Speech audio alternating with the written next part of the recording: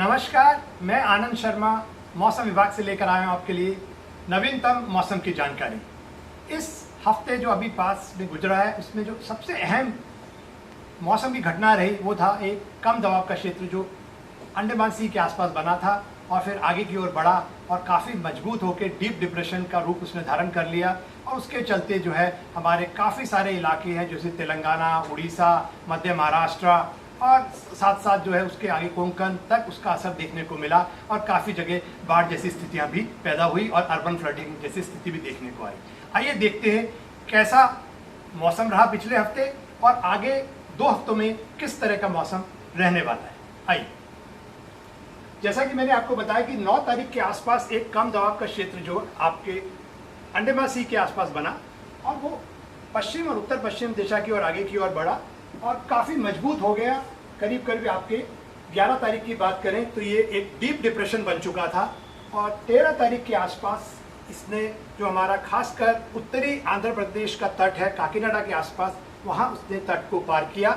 उस समय इसकी स्पीड करीब करीब 55 से 65 किलोमीटर प्रति घंटा की रफ्तार की थी और बीच बीच में जो गस्टीनेस देखने को आई वो 75 किलोमीटर प्रति घंटा की रफ्तार की भी हवाएं देखने को मिली।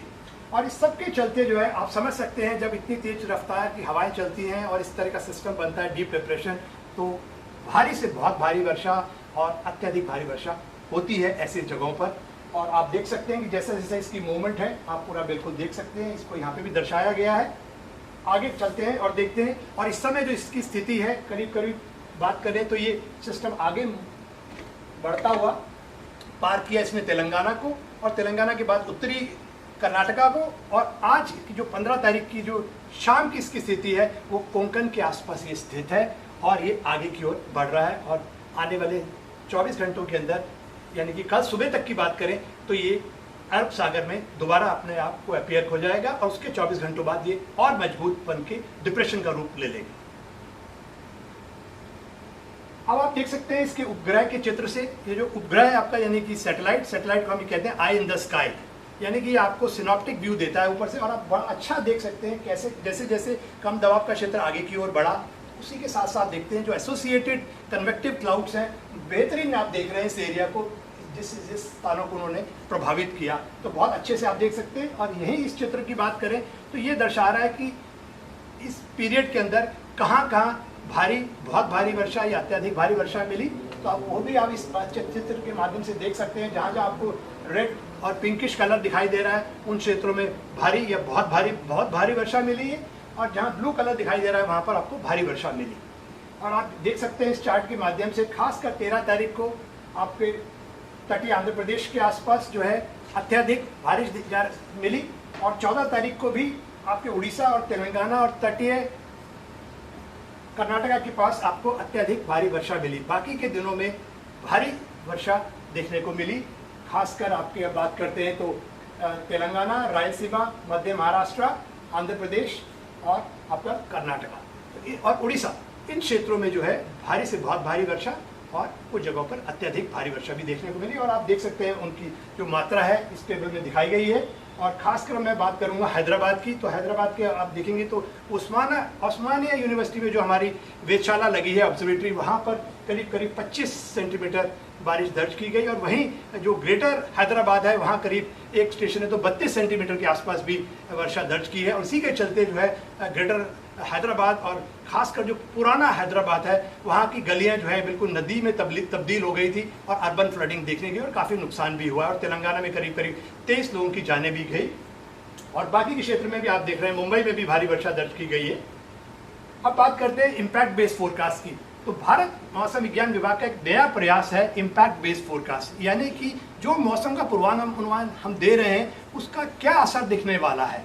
तो इस जो हमने पूर्वानुमान दिया था करीब करीब 4 दिन पहले, तो उसमें ये हमने दर्शा दिया था कि ये जो एक कम दबाव का क्षेत्र अंडमान निकोबार द्वीप समूह में के आसपास जो बन रहा है सी में, वो आगे की ओर बढ़ेगा और डीप डिप्रेशन बन जाएगा। उसके चलते जो है भारी से बहुत भारी वर्षा और अत्यधिक भारी वर्षा होगी इन जो आपके उड़ीसा से लेकर तेलंगाना, तटीय आंध्र प्रदेश और मध्य महाराष्ट्र, इन क्षेत्रों में। और इसके चलते ही जल भराव होगा, बाढ़ जैसी स्थिति उत्पन्न हो सकती है और काफ़ी नुकसान हो सकता है। और ठीक वैसा ही हुआ कृष्णा और आपके खासकर जो है कावेरी जो नदियां हैं उनमें इतना पानी आया और डैम भी बिल्कुल फुल हो गया, उसको भी पानी छोड़ा गया। तो इसके चलते जो है काफ़ी विकट समस्या लोगों को फेस करनी पड़ी। आइए अब बात करते हैं आगे वर्षा के आंकड़ों की। तो आप देखोगे कि जो हमारा 8 से 14 का हफ्ता है उसमें हमें करीब करीब पूरे देश भर में जो हमारे करीब करीब 36 सब डिविजन्स हैं उनमें से करीब 17 सब डिविजन्स में हमें सामान्य या सामान्य से ज़्यादा वर्षा मिली और बाकी के सब डिविजन में ये वर्षा सामान्य से कम रही। मगर आप यहाँ देख सकते हैं जिन सब डिविजन्स में ज़्यादा वर्षा मिली है उसका मुख्यतः कारण वही है हमारा कम दबाव का क्षेत्र। और यदि बात करें पूरे 1 अक्टूबर से लेकर 14 तक तो स्थिति करीब करीब वैसी आप देख सकते हैं। इसमें भी करीब करीब 19 सब डिवीजन ऐसे हैं जहाँ पे वर्षा सामान्य रही या सामान्य से ज़्यादा रही और बाकी में उपखंडों में या तो ये सामान्य से कम थी। और खासकर जो कम रही वो इसमें आप रीजन वाइज यदि हम बात करें तो आप देखेंगे कि हमारा उत्तर पश्चिम भारत और उत्तर पूर्वी हिस्सा जो है वहाँ वर्षा बिल्कुल सामान्य से कम रही। चूँकि उत्तर पश्चिम भारत से अधिकांश जगहों से मानसून की वापसी हो चुकी है तो इन क्षेत्रों में बिल्कुल आप देख सकते हैं नगण्य है वर्षा खासकर उत्तर पश्चिम। वहीं हमारा जो है मध्य भारत और हमारा खासकर जो पेनिनसुलर इंडिया है यानी कि दक्षिण भारत है वहाँ पर मानसून सीजन में आपके लगातार जो है सामान्य से ज़्यादा वर्षा रही। और अभी पीछे यदि 2 हफ्तों की बात करें तो उसमें भी जो पिक्चर उभर के आ रही है सामान्य से ज़्यादा वर्षा रही। आप देख सकते हैं करीब करीब 40% ज़्यादा वर्षा मिली है हमारी और दक्षिण में और हमारे मध्य भारत में करीब करीब +29%। अब देखते हैं आज की सिनॉप्टिक सिचुएशन की तो बात करें तो ये जो लाइन आपको हरे रंग की दिख रही है डैश वर्क जिसमें दिखा रहा है ये दिखा रहा है कि इन क्षेत्रों से मानसून की वापसी हो चुकी है। और वहीं आप यहाँ देख सकते हैं इस डायग्राम के अंदर तो आपके जो है वेल मार्क लो प्रेशर यानी एक मजबूत कम दबाव का क्षेत्र बना हुआ है कोंकण के आसपास और ये जो है अब आगे की ओर बढ़ेगा और इसके साथ देखते हैं एक ईस्ट वेस्ट शेयर जोन भी बना हुआ है और इसके चलते आप देखेंगे कि आसपास का जो मौसम है खासकर प्रभावित होगा। आगे चलते हैं इस क्षेत्र के माध्यम से आप देखते हैं कैसे ये जो कम दबाव का क्षेत्र है आगे की ओर बढ़ रहा है और ये आगे फिर दोबारा से डिप्रेशन बनेगा और आगे की ओर मूव कर जाएगा। और इस डायग्राम में भी आप देख सकते हैं किस तरह से ये जो है कैसे इसकी मूवमेंट हो रही है। आप देख सकते हैं एंटी क्लॉकवाइज विंड के माध्यम से आप इस सबको समझ सकते हैं। तो जैसा कि हमने पहले भी कहा है कि ये जो कम दबाव का क्षेत्र है ये जो है कोंकण के आसपास ये आगे की ओर बढ़ेगा और कल सुबह तक ये अरब सागर में पहुंच जाएगा और फिर जिसको जब नमी मिलेगी तो ये एक बार फिर मजबूती धारण कर लेगा और एक डिप्रेशन का रूप लेते हुए आगे की ओर बढ़ेगा। अब बात करते हैं हमारे जो हम 5 दिनों की आगे जो चेतावनी देते हैं तो आप उसमें देखेंगे कि सिर्फ चेतावनी अब जो भारी वर्षा की चेतावनी है सिर्फ कोंकण रीजन के लिए दी जा रही है। उसके बाद से आप आगे देखेंगे 16 से लेकर 19 में तो भारी वर्षा की चेतावनी नहीं है यानी कि एक बड़ी राहत है इन सभी क्षेत्रों के लिए। मगर चूंकि आपको पहले ही पता है काफ़ी ज़्यादा वर्षा हुई है इन क्षेत्रों में और पहले भी मानसून सीजन में अच्छी वर्षा हुई थी सॉइल सैचुरेटेड थी तो काफ़ी समस्या देखने को मिली।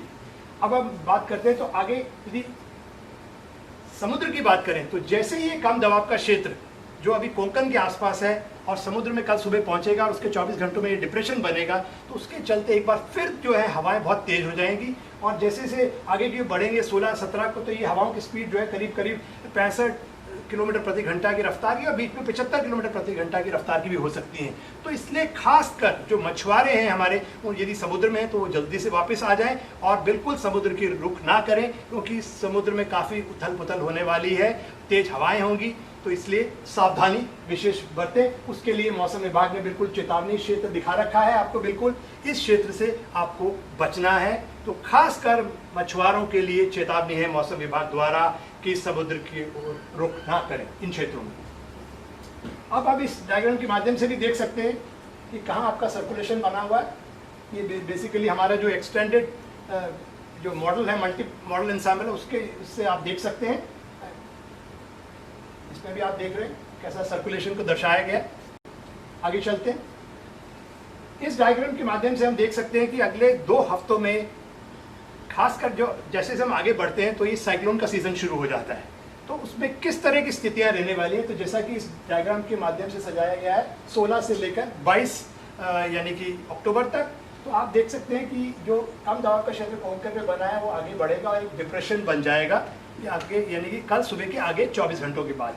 वहीं एक 19 तारीख के बाद आसपास एक बंगाल की खाड़ी में एक और कम दबाव का क्षेत्र बन सकता है, उसको फिलहाल हम मॉनिटर कर रहे हैं। और जहां तक बात करें दूसरे हफ्ते की, तो दूसरे हफ्ते में अभी जो साइक्लोजेनेसिस की संभावनाएं, बिल्कुल मैं कहूँगा बहुत ही कम संभावनाएं हैं आज की डेट में। अब बात करते हैं हमारे जो एक्सटेंडेड रेंज फोरकास्ट है, उससे जो हमें वर्षा की स्थितियां मिलती है। तो आप देखोगे कि यदि पहला हफ्ता यदि बात करें 16 से लेके 22 अक्टूबर तक का, तो उसमें आप देख रहे हैं कि बिल्कुल उत्तर पश्चिम में इस एरिया को छोड़ दें, जम्मू कश्मीर में और दक्षिण भारत में, तो बाकी के सब क्षेत्रों में जो है आपको ये सामान्य से ज़्यादा वर्षा मिलने वाली है। और दूसरे हफ्ते की बात करें तो उसमें भी स्थितियाँ करीब करीब बिल्कुल वैसी ही हैं जैसा कि पहले क्षेत्र में। अब बात करते हैं हमारे टेम्परेचर की बात, तो आप भी देख सकते हैं इसमें बताया गया है मैक्सिमम टेम्परेचर के बारे में। तो जहाँ जहाँ आपको बिल्कुल गाढ़ा लाल रंग दिखाई दे रहा है, खासकर इस डायग्राम में देखें, तो वहाँ जो है इसकी हम टेम्परेचर की एनोमली को देखें तो इन क्षेत्रों में आपको अधिकतम तापमान सामान्य से ज़्यादा रहने वाले हैं, करीब करीब 4 से 6 डिग्री। आगे चलते हैं और बात करते हैं न्यूनतम तापमान की। क्योंकि जैसे जैसे हम आगे बढ़ते हैं तो न्यूनतम तापमान जो है वो ज़्यादा इंपॉर्टेंट हो जाता है हमारे लिए, क्योंकि हम विंटर की ओर यानी कि सर्दियों की ओर रुख कर रहे हैं। तो आप इसमें डायग्राम में पा सकते हैं कि देख सकते हैं, फिर जहाँ जहाँ ये रेड कलर दिखाया गया, लाल कलर से दर्शाया गया, इन क्षेत्रों में आपके न्यूनतम तापमान सामान्य से ज़्यादा रहने वाले हैं। अब बात करते हैं हमारे 2 हफ्ते की मौसम की समरी की।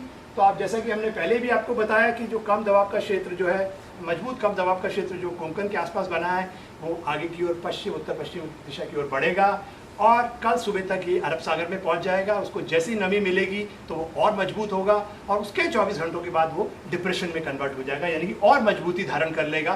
तो इसीलिए उसके लिए हमने चेतावनी भी लगाई है। और 19 तारीख के आसपास, जैसा मैंने पहले आपको डायग्राम्स के माध्यम से भी दिखाया था कि हमारे बंगाल की खाड़ी में 19 तारीख के आसपास एक कम दबाव का क्षेत्र बन सकता है। और जहाँ तक बात करें मॉनसून की विड्रॉल की, तो अभी कुछ जैसे कि इसमें लिखा गया, आप पढ़ भी सकते हैं इसको, कि ज़्यादा इस समय संभावनाएं दिखाई नहीं दे रही हैं। और वर्षा की जहाँ तक बात करें तो हमारे खासकर जो है पश्चिमी हिमालय क्षेत्र को छोड़ दें और हमारे जो उत्तरी मैदानी क्षेत्र हैं उसको छोड़ के बाकी की जगहों पे जो है वर्षा सामान्य या सामान्य से कम रहने वाली है। और जहाँ तक तापमान का सवाल है तो तापमान जो है हमारे खासकर उत्तर पूर्वी इलाकों में सामान्य से ज़्यादा रहने वाले हैं और बाकी के क्षेत्रों में ये सामान्य से कम रहेंगे। अब बात करते हैं दूसरे हफ्ते की। तो जैसा कि आप देख रहे हैं कि हमने पहले भी आपको बताया कि दूसरे हफ्ते में कम दबाव क्षेत्र की यानी साइक्लोजेनेसिस की संभावनाएं बहुत कम है। और जहाँ तक हम बात करें कहते हैं मानसून की, तो मानसून की वापसी हो सकती है कुछ क्षेत्रों से। और वर्षा की बात करें तो हमारे उत्तर पूर्वी इलाके जो हैं और पूर्वी इलाके, वहाँ सामान्य से ज़्यादा वर्षा होती है। जहाँ तक तापमान का सवाल है तो जो खासकर जो न्यूनतम तापमान है वो सामान्य से नीचे रहने वाले हैं ज़्यादातर क्षेत्रों में देश के, एक्सेप्ट हमारा जो उत्तर पूर्वी इलाका है वहाँ जो है सामान्य से न्यूनतम तापमान ज़्यादा रहने वाले हैं। आज के लिए बस इतना ही। अगले हफ्ते फिर मुलाकात होगी, तब तक के लिए नमस्कार।